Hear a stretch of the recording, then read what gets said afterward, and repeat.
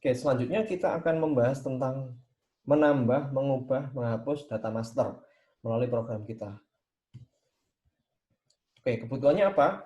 Nah, kebutuhannya adalah untuk dapat menjalankan perintah DML, ya, menambah, mengubah, atau menghapus data. Jadi DML itu singkatan dari Data Manipulation Language, ya. Insert, update, sama delete. Kenapa kita sebut sebagai Data Manipulation Language? Karena insert, update, dan delete itu merubah data yang ada di database kita. Oke. Pada data master maka diperlukan user interface, form, dan kelas untuk melakukannya. Sebelum kita mau mengubah data di database kita melalui program kita, otomatis kita harus memiliki form-form yang ada di program yang mengakomodasi user untuk bisa menambah, mengupdate, maupun mendelete data yang ada di database kita. User interface form dibuat dengan desain yang konsisten dengan rancangan sebelumnya. Nah, kelas yang akan dibuat pada kasus penjualan pembelian dibuat sesuai desain kelas diagram yang sebelumnya kalian buat. Semua perintah DML akan dituliskan pada kelas yang dibuat dalam bentuk metode. Jadi, seperti ini.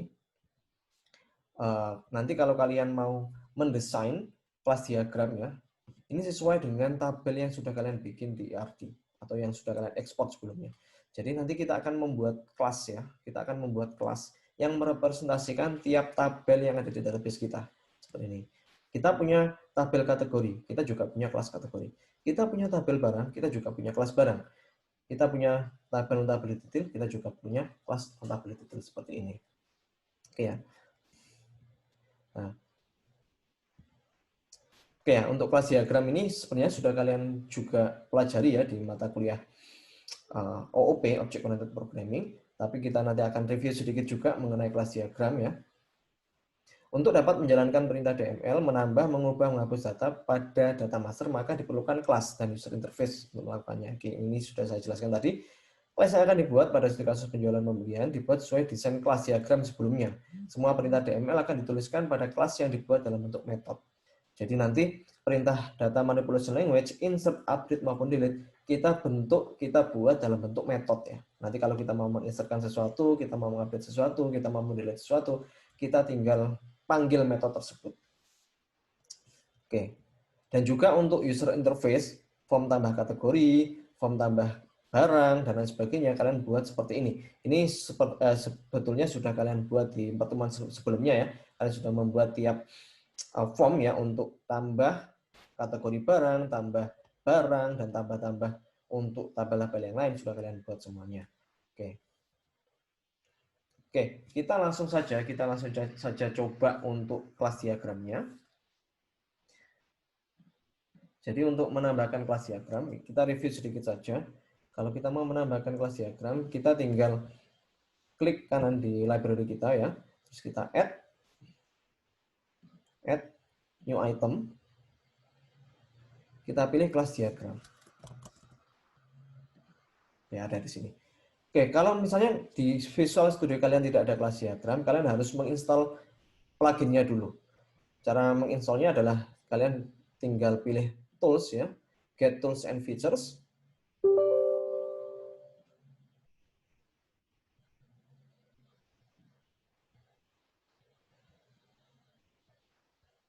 Oke, setelah itu nanti akan muncul tampilan seperti ini, dan untuk menginstal plugin baru kalian harus connect ke internet.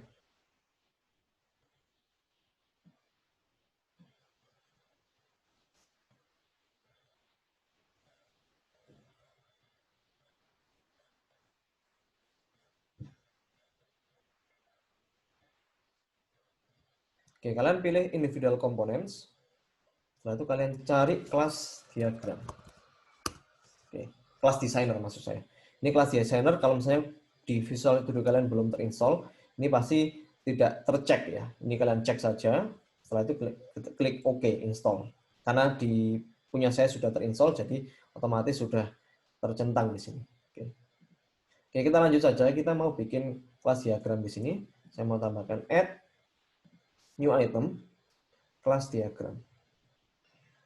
Nah, di sini saya misalnya saya beri nama SI jual beli. SI jual beli.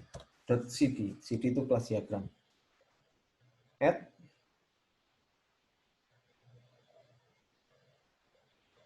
Oke.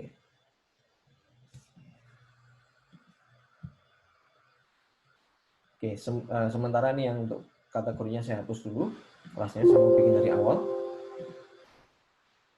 Oke, misalnya di sini Saya mau menambahkan kelas kategori, karena seperti yang sudah saya jelaskan di PPT, nah, saya akan membuat kelas diagram sesuai dengan tabel yang ada di RT kita.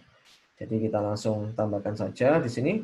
Ini sebenarnya sudah kalian pelajari juga di mata kuliah OOP, tapi kita review sedikit saja. Misalnya saya mau menambahkan kelas ya, menambahkan kelas di sini.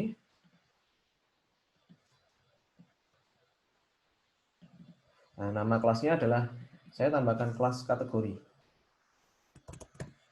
Karena di dalam database kita juga ada tabel kategori. Oke. Oke, setiap kita membuat sebuah kelas di sini ya, setiap kita membuat kelas di dalam kelas diagram, nanti otomatis akan terbentuk koneksi kategori.cs. Jadi apa yang kita bikin di kelas diagram nanti akan juga terbentuk secara otomatis di library kalian ya, nama kelasnya tersebut, kategori.cs. Nah, di dalam kelas kategori ini, saya mau menambahkan field ya, field di kategori itu apa saja, fieldnya sesuai dengan nama kolom yang ada di database kita ya, di tabel kategori. Namanya adalah kode kategori dan nama ya. Oke, ini kita set tipenya adalah string. Juga tipenya string.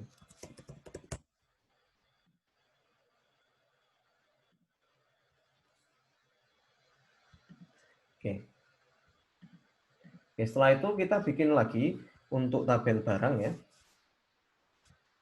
Untuk kelas barang, di sini saya tambahkan kelas baru lagi. Nah, kelasnya namanya adalah barang.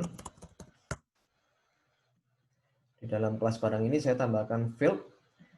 Fieldnya adalah kode barang. Oke. Terus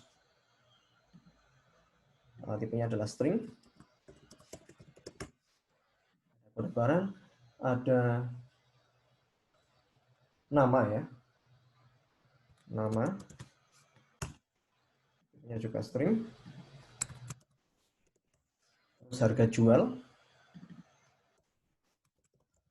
Tipenya adalah integer. Terus barcode. Tipenya string.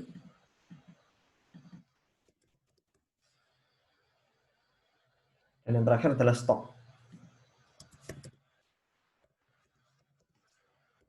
Tipenya adalah integer. Oke, dari sini kita sudah punya dua kelas ya, yaitu kelas kategori dan kelas barang. Nah, kelas barang ini yang sudah saya bikin sebelumnya memiliki data member sama dengan field yang ada di kelas diagram yang saya bikin sebelumnya, seperti ini. Barcode, harga jual, kode barang, nama, dan stok, itu sesuai dengan yang sudah kita bikin di sini. Oke. Oke ya, nanti kita tinggal generate propertinya ya. Propertinya tinggal kita generate di sini. Nah, misalnya untuk generate properti untuk kelas kategori misalnya kalian tinggal bisa otomatis generate ya. Quick action and factoring dan pilih encapsulate field and use property. Nanti otomatis akan terbentuk propertinya di sini. Dan jangan lupa kalian perlu menambahkan region ya, agar codingan kalian terlihat lebih rapi. Jadi untuk regionnya misalnya di sini saya beli region properties ya. Ini saya beli region properties.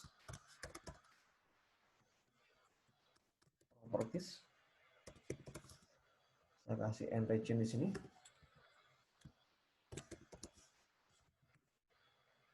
Oke. Untuk konstruktornya akan kita bahas nanti.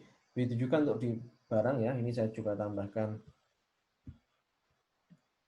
properties ya.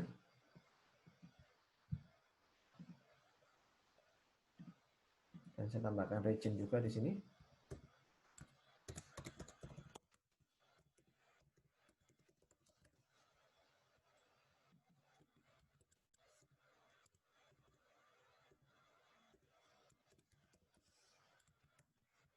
Oke. Oke, kita kembali ke kelas diagramnya lagi. Nah, nanti otomatis propertinya akan terbentuk di sini. Oke, karena kita tabel kita banyak ya. Jadi kita coba bahas saja dulu untuk dua objek kategori sama barang. Di sini kalau kita lihat di sini barang itu merupakan owner dari kategori kan ya. Di dalam kelas barang dia punya kode kategori seperti itu. Sehingga kita punya association antara barang sama kategori. Ya, karena kelas diagram ya itu kelas diagram di Visual Studio dia hanya punya satu association saja. Dia tidak membedakan mana yang aggregation, mana yang composition. Jadi semua dianggap association. Selama ada dua kelas yang saling berhubungan, kita bisa gunakan association. Dan Visual Studio di kelas diagramnya dia tidak peduli apakah ini association atau aggregation. Oke ya. Tapi kita lihat di sini barang itu di dalamnya kalau kita lihat di tabel IRD yang kita bikin di dalam barang dia punya foreign key. Foreign key-nya adalah kategori. Sehingga otomatis barang itu di dalamnya punya kode kategori, punya objek kategori. Ya kan? Karena barang memiliki kategori. Nah, kalau kita lihat di sini dari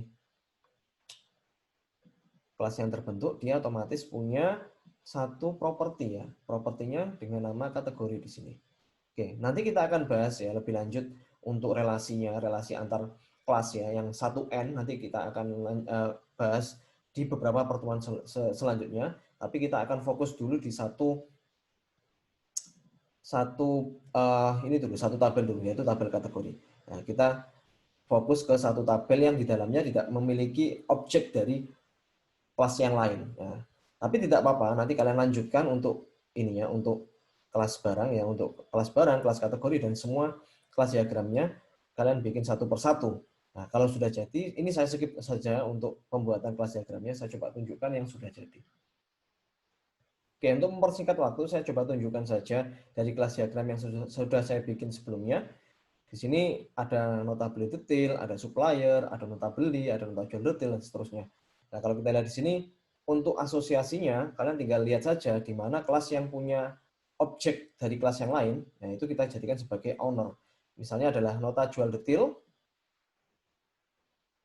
Nah, nota jual detail, dia punya di dalamnya punya objek barang kan ya. Jadi nota jual detail itu merupakan owner dari barang. Namun untuk nota jual ya, harusnya di nota jual detail itu di dalamnya punya kode barang sama punya kode nota jual. Seperti itu kan kalau kalian lihat di artinya. Namun di nota jual dia merupakan owner dari nota jual detail. Nah, untuk pembahasan ini kita akan bahas di pertemuan selanjutnya, di beberapa pertemuan selanjutnya ya, karena memang pembahasannya ini untuk tabel dengan relasi lebih dari satu ya, relasinya 1N terus many to many, itu kita akan bahas di beberapa pertemuan selanjutnya. Tapi kita bisa lihat di sini, kalian bisa coba bikin saja dulu untuk kelas diagramnya seperti ini. Nanti penjelasan lebih detail akan dijelaskan di beberapa pertemuan selanjutnya. Tapi kita akan fokus dulu di satu tabel kategori di sini. Ya, ini kalian bisa capture ya. Lihat di sini kelas diagram yang sudah saya bikin, kalian bisa bikin seperti ini. Nanti penjelasan lebih detail mengenai relasi antar kelas akan kita jelaskan di beberapa pertemuan selanjutnya. Oke. Oke, kalau kalian sudah bikin semua, maka di dalam kelas kalian ya, di dalam kelas kalian, misalnya kelas barang itu sudah terbentuk propertinya, terus di kelas jabatan kalian juga sudah terbentuk data membernya, tinggal kalian generate propertinya. Oke ya, kalian generate properti dari masing-masing kelas yang sudah tergenerate secara otomatis melalui kelas diagram, dan jangan lupa diberikan region agar lebih rapi codingan kalian.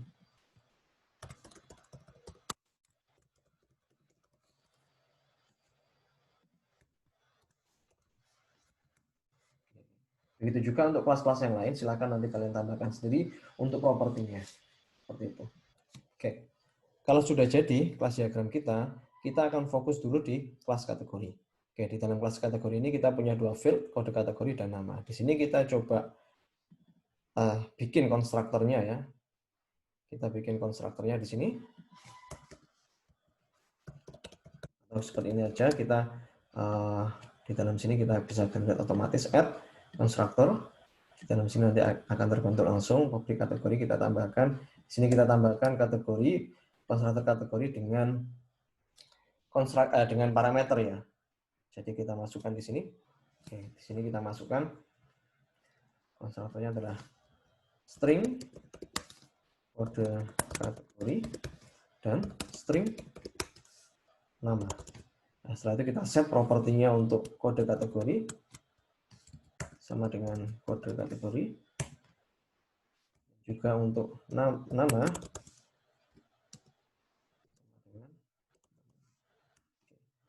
Jadi tiap kali nanti kita mau meng-create ya, tiap kali kita mau meng-create sebuah objek kategori, tiap kali kita mau menginsertkan satu data ke tabel kategori, nanti kita akan create satu objek kategori di sini. Oke, oleh karena itu kita butuh konstruktornya terlebih dahulu.